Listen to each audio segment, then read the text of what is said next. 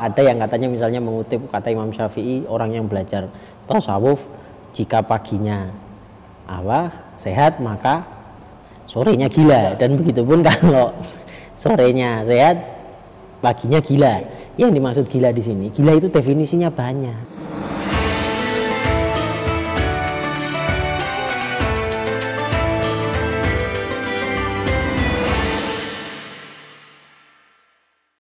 Ketika hatimu belum ditasawuf, darinya dalam tasawuf ini adalah mau dibersihkan, maka yang terjadi apa?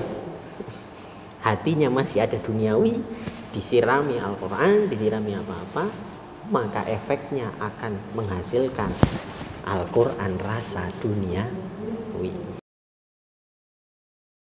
Nah, Gus, kalau dari ulama salaf sendiri, itu ada nggak sih yang ngamalin ilmu tasawuf?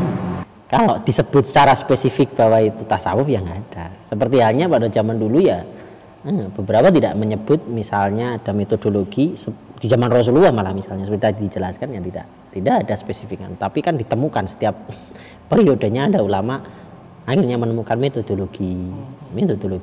Bahkan misalnya yang beberapa yang bilang misalnya tentang metodologi tauhid, ada yang akhirnya metodologinya mirip-mirip Trinitas. Artinya Trinitas ada. Ya bukan metodologinya, tapi metodologinya mirip. Artinya Tuhan itu ada sifat uluhiyah, rububiyah, asma wa sifat, berarti kan tiga kan? Apakah itu ada di zaman Nabi? Nggak ada. Tetapi itu metodologi. Kalau di Ahlus Sunnah sendiri ada sifat 20 wujud, kita mbako. Itu adalah saripati. Dari yang telah ulama pelajari, maka disebutlah metodologi untuk memudahkan orang-orang awam dalam mempelajari Islam. Ya, tasawuf pun sendiri seperti itu. Kalau ulama-ulama salaf pada saat itu kalau memang disebutkan secara saya ini bertasawuf, tidak. Tapi misal ada yang katanya misalnya mengutip kata Imam Syafi'i, orang yang belajar tasawuf jika paginya sehat maka sorenya gila, dan begitupun kalau sorenya sehat paginya gila. Yang dimaksud gila di sini, gila itu definisinya banyak. Maka kita harus membaca tidak hanya ungkapannya tetapi syarahnya. Dan bagaimana sih misalnya pun kalimat itu benar-benar makalah Imam Syafi'i, tapi itu masih rancu, saya belum misalnya pun, tapi kita harus melihat syarahnya. Kalau ada ungkapan seperti itu misalnya gila, ada orang itu gila akalnya yang nggak waras, ada lagi gila tergila-gila harta, ada lagi orang tergila-gila wanita, bahkan apapun dilakukan untuk yang dia gilai, ya kan? Ada lagi orang tergila-gila dengan Tuhannya. Nah, orang yang tergila-gila dengan Tuhannya itu gimana, Pak? Orang yang tergila wanita aja bisa semuanya. Maka orang-orang yang disebut artinya orang belajar tasawuf nanti akhirnya gila, maksudnya apa? Dia bisa saja menggilai Allah. Menggilai Allah itu gimana sih? Ya yang segala perintah Allah akhirnya dia akan benar-benar merenet, tekun, detail. Coba kalau kita lagi cinta dengan seorang perempuan, detail nggak? Detail. Dia sukanya apa? Makannya jam segini biasanya apa? Dia nongkrongnya di mana? Pakaiannya warnanya apa sih? Detail. Sama orang yang ketika dia sudah mempelajari tasawuf yang dimaksud gila, itu adalah gimana? Dia jadi detail. Oh, kalau sholat itu tidak hanya ternyata zahiriyahnya saja, tapi detail dengan batin saya, kondisi batin saya bagaimana sih? Maka dia misalnya sebelum sholat wajib, dia akhirnya sholat sunnah dulu. Gus, kita kan awam nih Gus nih dengan tasawuf. Jadi kiranya bagaimana kiat-kiatnya Gus untuk mempelajari tasawuf itu sendiri Gus? Jadi kalau menurut Syekh itu, dulu beberapa orang itu datang ke Syekh, saya diceritain sama Syekh. Syekh Raimuddin An-Nawawi Al-Bantani, beliau salah satu guru saya, bercerita. Ada orang, Syekh saya itu mau baiat Thariqah. Kata Syekh, oh jangan dulu. Ngaji dulu. Artinya apa? Seorang beramal itu harus tahu ilmunya. Banyak juga di kalangan kita kadang misal, oke dia berzikir berapa, tetapi tujuannya akhirnya karena dia tidak ngaji dulu. Misalnya, saya mau berzikir nih ya Fatah ya Rozak, biar apa? Nanti rezekinya banyak. Suruh apa? Hartanya banyak, nanti kita kaya. Akhirnya apa? Segala amalan yang dia tujukan untuk zikir tujuannya bukan kepada Allah, kepada duniawinya. Padahal tujuan tasawuf sendiri adalah bersih dari apa? Segala unsur duniawi. Nah, maka artinya kita ketika mau bertasawuf harus tahu dulu kaidah-kaidah tasawuf itu bagaimana. Sehingga ketika kita menjalankan ibarat begini, sampean tak kasih mobil, tak kasih kunci, tak kasih bensin, tapi tak suruh udah yang penting keluar rumah ke Surabaya deh misalnya, itu aja udah agak jelas ini ke Surabaya, tapi tidak saya kasih alamatnya ke mana, tidak saya kasih tahu ketemu siapa, ya buang-buang bensin dah. Dari Jakarta ke Surabaya udah sampai Surabaya muter-muter nggak jelas, tersesat. Ya sama ketika kita melakukan sebuah amalan tapi tujuannya nggak jelas, maka di sini tasawuf harus memperjelas dulu. Kita belajar tujuannya sebetulnya apa sih? Ya menuju kepada Allah. Lewat mana itu Gus? Lewat tarekat. Nah, diantaranya, tidak semuanya. Jadi di antara jalan itu ada torekoh. Torek dari kata torekoh itu dari kata tarikh. Tarikh apa sih? Jalan. Jalannya apa? Ada jalan lewat zikir, jalan lewat sholat, jalan. Cuman nanti ulama memmetodologikan lagi. Misalnya Mas Diki kalau dikasih zikir 10.000, kok jangankan 10.000, baru 10 udah 10 udah ngantuk-ngantuk misalnya. Kan masalah akhirnya. Nah, maka seorang mursyid yang dia memahami batiniahnya murid, maka dia tidak akan memberikan itu. Lah ini juga dijalankan ketika Rasulullah misalnya ada sahabat ini satu punya spesialisasi, dia lebih ke zuhud. Misalnya siapa? Tadi Abu Dzar Al-Ghifari. Ada sahabat yang dia spesialisasinya untuk dermawan kaya raya. Utsman bin Affan, Abdurrahman bin Auf. Maka amalannya lebih banyak sedekah.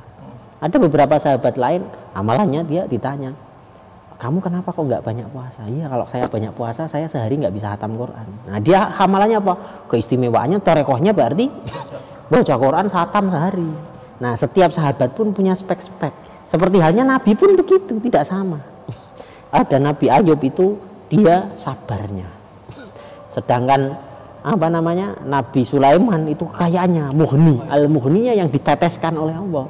Sehingga apa?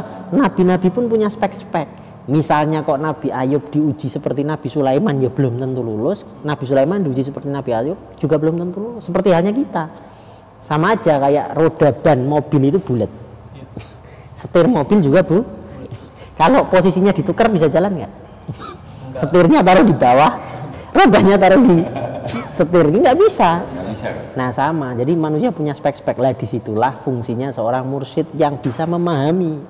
Oh si muridku ini yang mau itu apa sih speknya? Oh dia di sholatnya. Oh ini di zikirnya. Oh ini dia sedekahnya gila-gilaan. Kalau suruh sholat sampai ribuan rakaat nggak kuat. Tapi kalau sedekah sampai miliaran pun hatinya plong-plong aja. Tapi ada juga 1000 aja mau masukin tong, nanti lumayan buat beli cilok nih. Kan repot. Maka si guru ini akan menghantarkan si murid ke hadirat Allah dengan apa? Dengan spesifikasi yang dia miliki. Makanya apa? Ada metodologi itu dalam pembelajaran 2. Pertama dars, kedua taklim. Nah, dars itu apa sih? Ajar, belajar. Kalau taklim lebih kepada didik. Apa bedanya ajar dan didik? Jadi begini, ajar itu lebih kepada misalnya sabar adalah, apalin sabar adalah definisi. Tapi untuk bisa sabar gimana? Belum tentu. Maka harus hidup dengan orang yang sabar lama hidupnya, nanti ketularan. Nih Mas Diki dengan Mas Fauzi ini duduk bareng terus lama-lama ketularan dikit-dikit. Yang tadinya saya itu nggak suka makan ayam, sebulan, 2 bulan, 3 bulan, lama-lama cicipin dikit, lama-lama suka, sama-sama suka ayamnya. Jadi begitu, akan menular. Begitu pula dengan sifat-sifat. Maka para masyayikh bahkan Rasulullah itu hidup bareng dengan sahabat. Cara makannya, cara duduknya Rasulullah ditirukan sampai akhirnya kondisi kebatinannya pun akan ikut serta lah, itu ilah taklim. Nah disitulah pentingnya sekarang talaqi.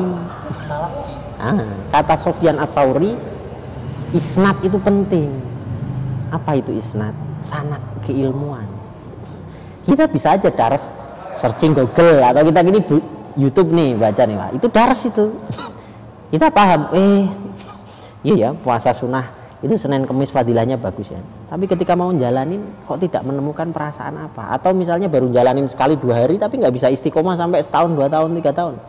Kenapa? Karena dia tidak terbiasa. Lah itulah pentingnya di mana ada pesantren. Di pesantren itu biasanya kita pertama ngaji daras dulu, dituntut hafalan.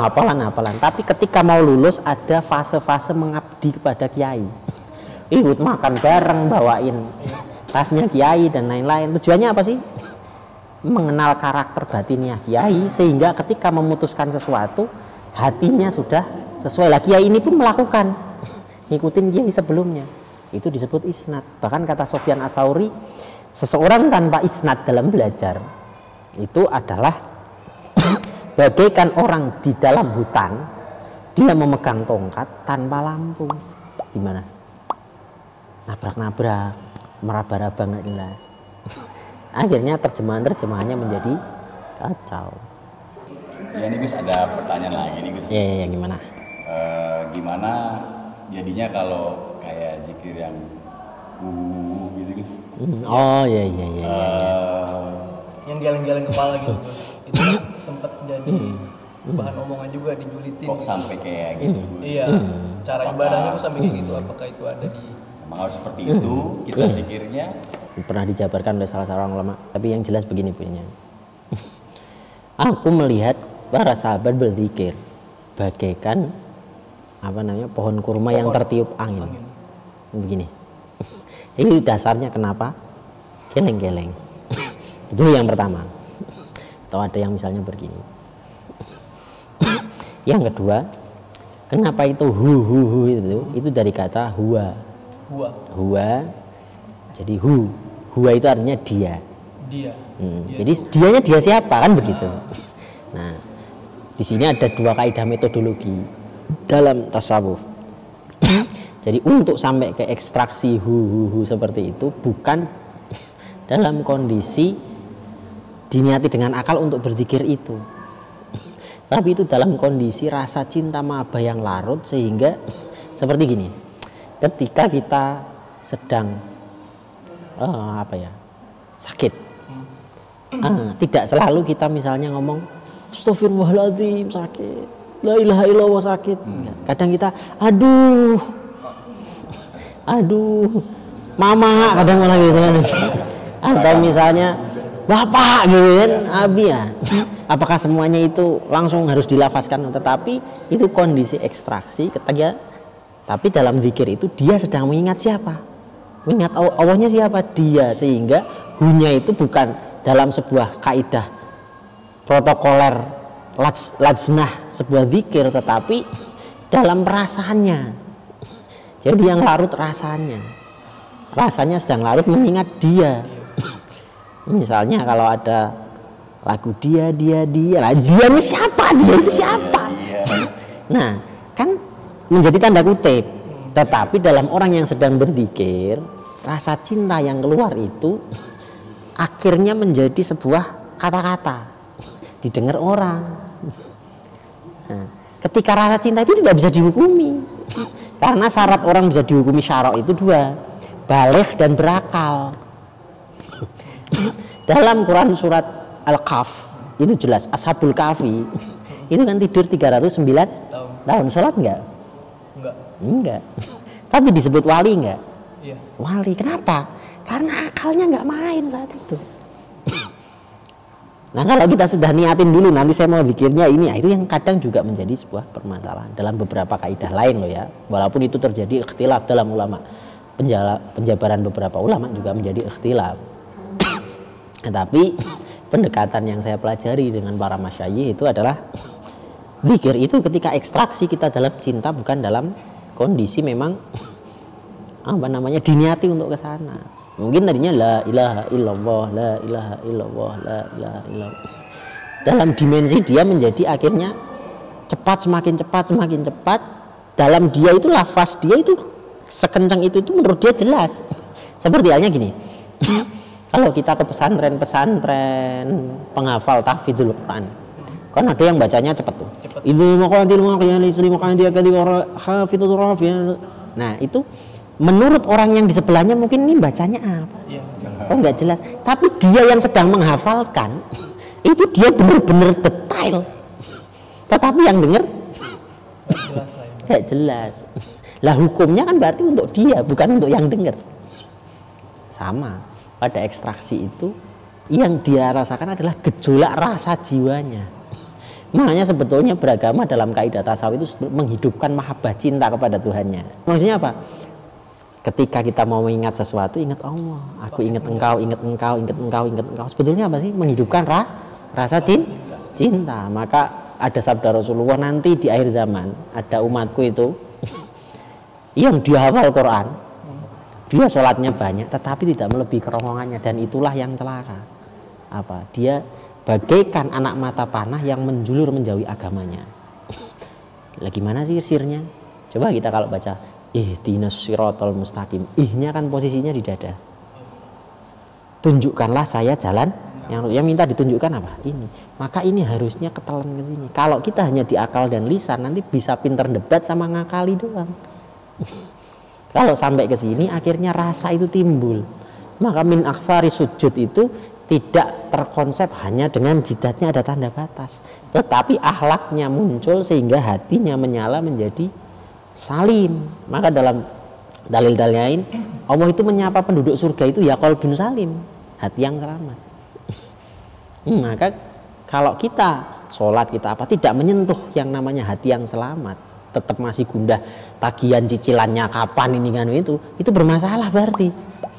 Nah, dari yang penjelasan Gus tadi tasawuf itu kan tentang membersihkan hati ya Gus, akhlak yang lebih bersih ya Gus. Jadi apakah umat muslim harus belajar tasawuf? Wajib. Apa wajibnya? Seberapa pentingkah Gus? Jadi penting dan tidak pentingnya semua ilmu dalam Islam itu penting. Fikih ya penting, tasawuf ya penting, semuanya penting. Cuma yang disebut atau orang belajar itu kan dari kata talib atau murid. Artinya apa sih? Mencari. Talib itu mencari. Mencari itu berarti apa? Saat ini saya masih mencarinya nih, di depan kan misalnya ada susunan begini, ya kan? Misalnya saya mau mencari apa nih? Pertama mencarinya ditemukannya gelas, botol lah misalnya. Lalu kita nyari lagi, ketemunya ini, dan terus mencari. Maka misalnya kita belajar pertama alif bata, huruf hijaiyah. Selesai belajar, kita belajar lagi. Maka disebut kita ini wajib untuk mencari tholibil ilmi. Itu wajib. Itu perintah amr. Disuruh carilah, tuntutlah ilmu. Nah, untuk tuntutlah ilmu itu mencari itu gimana sih? Itu pun ada kaidahnya untuk mencari ilmu itu. Kadang juga kita mencari juga nggak dapat. Contoh, saya punya HP tak taruh di misalnya di sebuah lemari, saya perintahkan, HP-nya kan cuma satu. Mas Diki, saya minta tolong dong sama Mas Fauzi ambilkan HP. Tapi ketika Mas Diki sama Mas Fauzi itu jalan, ketika pulang ke sini, apakah dua-duanya dapat HP? Enggak. Hanya satu. Artinya apa? Kadang kita menuntut ilmu atau mencari ilmu, ada yang dapat ilmunya, ada yang dia tidak dapat ilmunya tapi dapat sabarnya dan dapat taatnya. Jadi ketika kita belajar tidak berfokus kepada saya itu pengennya pinter, enggak, kita menjalankan perintah Allah. Itulah prinsip takwa, menjalankan perintahnya, menjauhi larangannya. Ya, jadi yang penting begitu. Maka kadang-kadang orang saya itu sudah belajar 3 tahun baca kitab, ya kan? Iya betul. Kok enggak ini ya? Pinter-pinter gitu. Nggak pinter-pinter, nggak masalah. Karena apa? Ternyata Allah kadang mau baginya sabar. Dia masuk surganya karena sabar, bukan karena alimnya, bukan karena pinternya. Tapi ada orang yang baru baca sekilas pinter, hafal apa. Itu pun Allah akan berikan ujian. Ujiannya berupa apa? Berupa dia nanti amanah dengan ilmunya, sombong atau tidak, atau malah tawaduk dengan ilmunya. Nah, disitulah nanti akhirnya apa pentingnya tasawuf dan tidak. Ya sambil berjalan kita harus mempelajari, artinya segala ilmu Allah, tidak hanya tasawuf saja. Tapi di situ ada pentingnya untuk apa? Kalau tasawuf itu untuk menata hati, kalau fikih untuk menata hukum. Bahkan dalam salah satu makolahnya Maulana Jalaluddin Rumi itu begini, tangga menuju Allah itu adalah kepalamu, tetapi kalau kamu mau menuju Allah, kau harus injak-injak tangga itu. Ini syarahnya gimana sih maksudnya? Kalau kita mau sholat, kita harus syaratnya apa dulu? Wudhu. Kita harus tahu dulu, misalnya nih mau sholat maghrib, rakaatnya berapa? 3. Itu ilmunya kan? Itu kepala kan? Artinya kepala dia masuk dulu. Oh ya, berarti maghrib itu 3. Rukun wudhunya begini. Kita udah wudhu, udah nganu, terus tahu syarat-syarat. Tapi ketika kita Allahu Akbar, kita masih mengingat ini rukunnya berapa, terus Allahnya mana? Maka disitulah harus tadi diinjek-injek kepalanya. Maksudnya apa? Ketika kita sudah Allahu Akbar, ya yang fokus adalah tumakninah menghadap Allahnya. Nah, dalam satu makalah, barang siapa mengingat Allah, maka selain Allah itu lupa. Dan barang siapa itu mengingat selain Allah, maka Allahnya lupa. Contoh lagi misalnya, haus kan? Haus. Minum. Silakan. Berarti yang diingat apa? Minum. Berarti selain minum, makanan nggak ingat lah, sama. Maka dari itu disitulah letaknya kepalanya harus diinjek. Agar apa? Yang diingat adalah iya, kalau enggak nanti ingatnya rokaatnya, ingatnya rukunnya. Jadinya menyembah rukun. Wallahu a'lam bishawab. Ya Gus, jadi intinya kita nanya-nanya masalah tasawuf ini bukan nyari kebenaran ya Gus. Kita kan udah ada jalannya masing-masing. Persepsi masing-masing. Tapi dari Gus sendiri gimana enaknya Gus menghadapin fenomena yang sekarang terjadi? Jadi gini, kalau kepada kaidah non muslim itu kan kita punya kaidah lakum dinukum waliyadin. Tapi ketika kepada orang yang sesama muslim kita punya kaidah inna a'maluna walakum a'malukum. Jadi setiap orang diberikan pengetahuan masing-masing, itu adalah keindahan cintanya Allah. Contoh, sebuah lampu tidak akan menyala jika dia hanya komponennya positif semua. Kadang juga ada negatif. Sebuah lampu juga ada mekanismenya resistor penghambat. Maka Allah ciptakan berbangsa-bangsa, bersuku-suku, berbagai macam agama, sebetulnya adalah itu wujud dari tajalli dirinya yang sangat indah, sehingga apapun yang kita lihat menjadi indah. Perbedaan ada pendapat ini, pendapat itu nggak ada masalah. Wong dalam fikih pun itu ada ikhtilaful ulama. Ada misalnya takbirnya dari mulai imam misalnya Abu Hanifah, Imam Hanafi Allahu Akbar di bawah besar. Masuk ke Imam Maliki Allahu Akbar tidak ada sedekapnya. Masuk lagi Imam Syafi'i Allahu Akbar. Masuk lagi Imam Hambali Allahu Akbar. Semua adalah mekanisme. Atau misalnya ada qiraatus sab'ah. Ada yang wadduha, ada yang wadduha. Itu adalah sebuah keindahan. Dan semuanya memang ada dalam Islam. Jadi ketika kita melihat semuanya itu indah, maka indah. Seperti halnya misalnya ada perbedaan subuhan, satu kunut satu tidak. Di situ ada keindahan. Jika seluruh dunia ini kunut, maka ada satu sunnah Rasulullah yang ditinggalkan. Rasulullah pernah nggak kunut.